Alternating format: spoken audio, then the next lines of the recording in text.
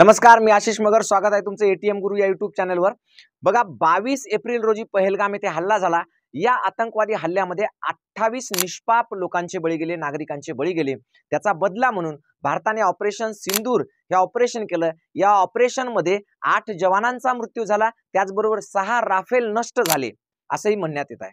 आता मूळ मुद्दा असा आहे की हल्ल्यानंतर आता 45 दिवस झाले, पण 45 दिवस उलटूनही या हल्ल्यामध्ये प्रत्यक्ष सहभागी असलेले 4 ते 6 जे आतंकवादी होते त्यापैकी एकही आतंकवादी सापडला नाही किंवा एकही आतंकवाद्याला मारण्यात सरकारला यश मिळालेलं नाही. एवढं सगळं असून सुद्धा ऑपरेशन सिंदूरचं मात्र मोठ्या प्रमाणात ब्रँडिंग करण्यात आलं.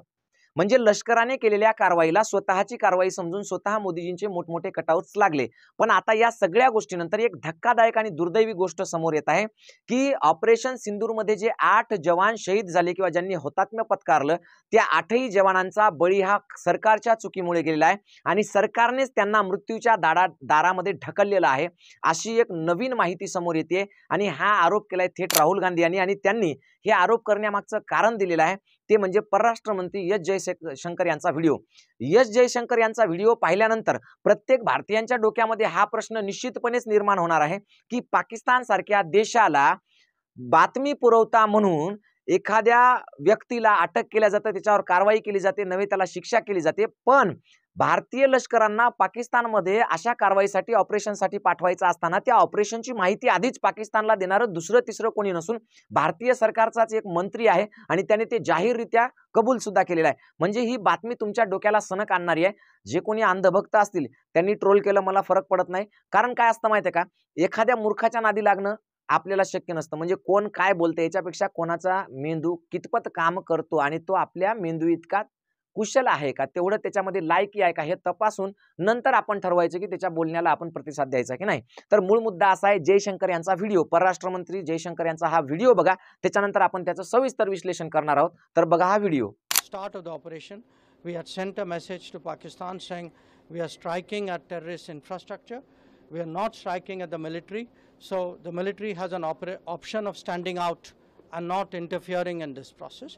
They chose not to take that good advice. तर बघा, भारताचे परराष्ट्र मंत्री एस जयशंकर असं म्हणतात, काय म्हणतात, स्पष्टपणे असं म्हणतात की पाकिस्तानला ऑपरेशन सिंदूर पूर्वीच म्हणजे हल्ला करण्यापूर्वीच पाकिस्तानला असं कळवण्यात आलेलं होतं की आम्ही आता तुमच्यावर हल्ला करत आहोत आणि हा हल्ला तुमच्या सैनिकावर किंवा तुमच्या कोणत्याही सिव्हिलियन्सवर नाही, तर फक्त आणि फक्त आतंकवादी तळांवर, म्हणजे जिथं आतंकवादी प्रशिक्षण घेतात, जिथं आश्रय घेतात, फक्त त्याच ठिकाणावर आम्ही हल्ले करणार आहोत असं आम्ही पाकिस्तानला हल्ल्यापूर्वीच कळवलं होतं. मुद्दा असा आहे की पाकिस्तान म्हणजे काय एखादा साधू पुरुष आहे का, किंवा तिथलं जे सरकार आहे ते इमानदारीचा पुतळा आहे का, किंवा पाकिस्तानचं सरकार भारताच्या म्हणजे सैनिकांचं काय फुल उधळून किंवा आरती करून स्वागत करणार होतं का? अशी काही गॅरंटी एस जयशंकर किंवा भारतीय सरकारला होती का की ज्यांनी एवढा मोठा जे ऑपरेशन सिंदूर राबवायचं होतं त्याची माहिती आधीच शत्रू राष्ट्राला देऊन टाकली? याचं स्पष्टीकरण आता एस जयशंकर यांनी द्यावं. आता मूळ मुद्दा असा आहे की जर हे आधीच सांगितलेलं असेल पाकिस्तानला की बाबा आम्ही तुमच्याकडे आता सैनिक पाठवायलो, तर ते पाकिस्तानी सैन्य काही शांत बसणार आहे का, किंवा तिथलं सरकार काही शांत बसणार होतं का? तर त्यांनी निश्चितपणे हे सैन्य येणार आहे म्हणल्यावर काही तर तयारी केली असेल, त्यांचा विरोध करण्याचा काही तर प्रयत्न केला असेल. म्हणजेच जर सरकारने पाकिस्तानला कळवलं नसतं की आम्ही तुमच्याकडे येऊन हल्ला करणार आहोत, तर कदाचित हे 8 जे जवान शहीद झाले ते 8 जवान शहीद झाले नसते, त्यांचा जीव वाचला असता, त्यांच्या कुटुंबाचं म्हणजे त्यांच्या पत्नीचं सिंदूर उजाडलं नसतं, ते वाचलं असतं, असा थेट आरोप आता राहुल गांधींनी केलेला आहे.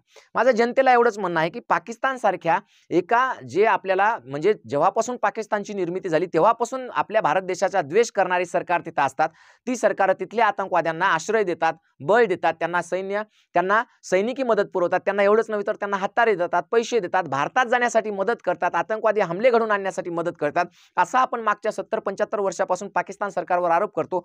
मग अशाच सरकारला जर हमल्याच्या आधीच कळवलं की बाबा आम्ही तुमच्या इथल्या आतंकवादी तळांवर हल्ला करत आहोत, तर ते सरकार त्या आतंकवाद्यांना सांगणार नाही का की तुम्ही इथून निघून जा म्हणून, भारत हल्ला करणार आहे म्हणून? ते सरकार त्यांना वाचवणार नाही का? किंवा आपण जे हल्ला करणार आहोत त्या हल्ल्याला प्रत्युत्तर ते सरकार देणार नाही का? याची कोणती गॅरंटी नेमकी मोदी साहेबांकडे होती किंवा भारत सरकारकडे होती हे त्यांनी आता सांगायला पाहिजे. असं मी म्हणत नाही, असं राहुल गांधी म्हणतात. मूळ मुद्दा असा आहे की जर तुम्हाला एवढं मोठं ऑपरेशन करायचं होतं, याच्यामध्ये आपले भारतीय सैन्य सामील होणार होते, तर तुम्ही याची माहिती शत्रू राष्ट्राला आधीच कसं काय दिली? पाकिस्तान हा तुमचा शत्रू राष्ट्र आहे की मित्र राष्ट्र आहे? तर वारंवार तुम्ही सांगताय की पाकिस्तान हा आमचा शत्रू राष्ट्र आहे म्हणून. मग शत्रू राष्ट्र असताना तुमच्या लष्करी गतिविधी किंवा लष्करी कारवायाची माहिती तुम्ही त्यांना दिली कसं काय आधी? हा मूळ प्रश्न आहे. आणि हा प्रश्न फक्त ज्यांना या देशातल्या नागरिकांच्या मृत्यूबद्दल कळवळ आहे, ज्यांना या देशातल्या नागरिकांच्या मृत्यूबद्दल ज्यांच्या मनामध्ये हळहळ होते किंवा या देशाच्या सैनिकांबद्दल ज्यांच्यामध्ये प्रेम आहे, या देशांच्या सैनिकांबद्दल त्यांच्या मृत्यूबद्दल ज्यांच्या मनामध्ये हळहळ होईल, त्याच लोकांना हा प्रश्न पडतो. बाकीचे जे मंदबुद्धी अंधभक्त आहेत त्यांच्या डोक्यामध्ये हा प्रश्न पडू शकत नाही, कारण त्यांना फक्त आणि फक्त उदो करायची आहे एका सरकारची. मूळ मुद्दा असा आहे की केवळ आणि केवळ सरकारच्या चुकीमुळे जर असे 8-8 बळी जात असतील जवानांचे, ज्यांना हुतात्मे मिळत असेल, तर मग प्रश्न अनुत्तरित राहतात. त्याचं काय? पहलगाम हल्ला झाला, त्याचाही प्रश्न अनुत्तरित आहे की ते इतक्या मधात येऊन त्यांनी हल्ला कसा केला. त्याच्यानंतर त्याच्यातले जे आतंकवादी होते त्याच्यातला एकही मरत नाही, हाही प्रश्न अनुत्तरित आहे. याच्या आधी पुलवामा हल्ला झाला, 40 सैनिकांचा मृत्यू झाला. RDX कुठून आलं, तिथं हल्ला कसा काय झाला, त्यांना म्हणजे हवेतून नेण्यापेक्षा म्हणजे हेलिकॉप्टरनं त्यांना पोहोचवण्यापेक्षा बाय रोड का नेलं, त्यांना एअरलिफ्ट का करण्यात आलं नाही, हाही प्रश्न आहे. त्या हल्ल्यानंतर आता इतके वर्ष झाले, अजूनपर्यंत त्या हल्ल्यातले आरोपी सापडले नाही किंवा आतंकवादी सापडले नाही, का सापडले नाही, हाही प्रश्न आहे. सगळ्यात महत्त्वाचा म्हणजे हा प्रश्न आहे की पाकिस्तानमध्ये जर तुम्ही ऑपरेशन सिंदूर करणार होतात तर पाकिस्तान सरकारला तुम्ही आधी का कळवलं, त्यांच्या सैनिकांना आधी का कळवलं? हा मूळ मुद्दा इथं उपस्थित राहतो. याचा अर्थ स्पष्टपणे राहुल गांधी असं म्हणतात की इथल्या प्रत्येक निष्पाप नागरिकाच्या आणि इथल्या मृत्यू पावलेल्या किंवा शहीद झालेल्या प्रत्येक जवानाच्या हत्येची माहिती मिळवणं हे एक नागरिक म्हणून आमचं कर्तव्य आहे आणि ती माहिती आम्ही मिळवणार आणि सरकारचं कर्तव्य आहे की त्यांनी खरं सांगितलं पाहिजे. मग हा मुद्दा आता ऐरणीवर आहे. सगळ्या भारतीयांना माझी कळकळीची विनंती आहे की आपण काय करतो, भावनिकतेच्या आहारी जाऊन जे जवान शहीद होतात त्यांच्या मृत्यूचा शहीद म्हणून उत्सव साजरा करतो. आपण जाब विचारायला पाहिजे की आमचा सैनिक एक जातो कस काय? या देशाची अर्थव्यवस्था इतकी मजबूत आहे म्हणता तुम्ही, या देशाचं सैन्य इतकं मजबूत आहे म्हणता तुम्ही, या देशाची टेक्नॉलॉजी इतकी मजबूत आहे म्हणता तुम्ही, या देशाकडे असलेलं जे साहित्य आहे युद्ध साहित्य ते इतकं अव्वल दर्जाचं आहे म्हणता तुम्ही. मग एवढं सगळं असताना आमचा सैनिक मरतो कसा?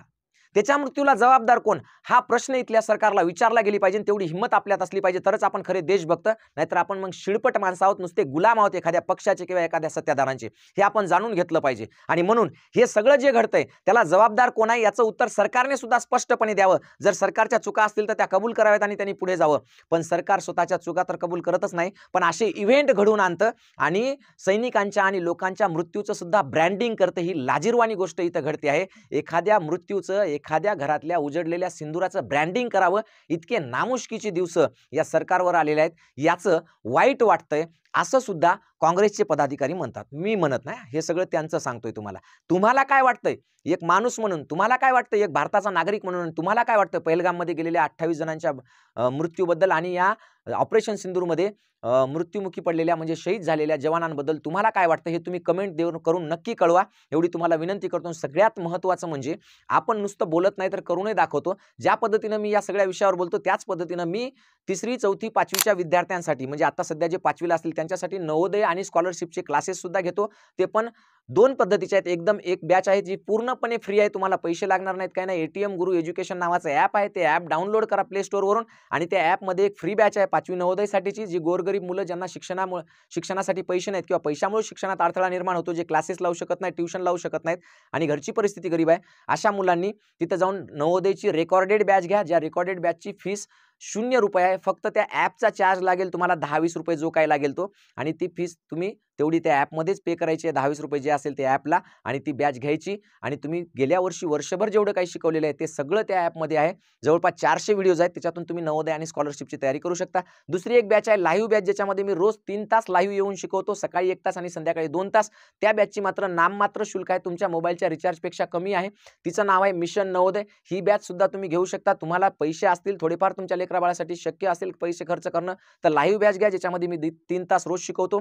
किंवा जर पैसे खर्च करणं शक्य नसेल तर फ्री बॅच घ्या. 2 पैकी कोणतीही बॅच घ्या, पण ATM गुरु एज्युकेशन हे ॲप डाउनलोड मात्र नक्की करून ठेवा, कारण भविष्यात तुमच्या मुलासाठी ते खूप कामाचं आहे. धन्यवाद. जय जिजाऊ, जय शिवराय, जय हिंद, जय भारत.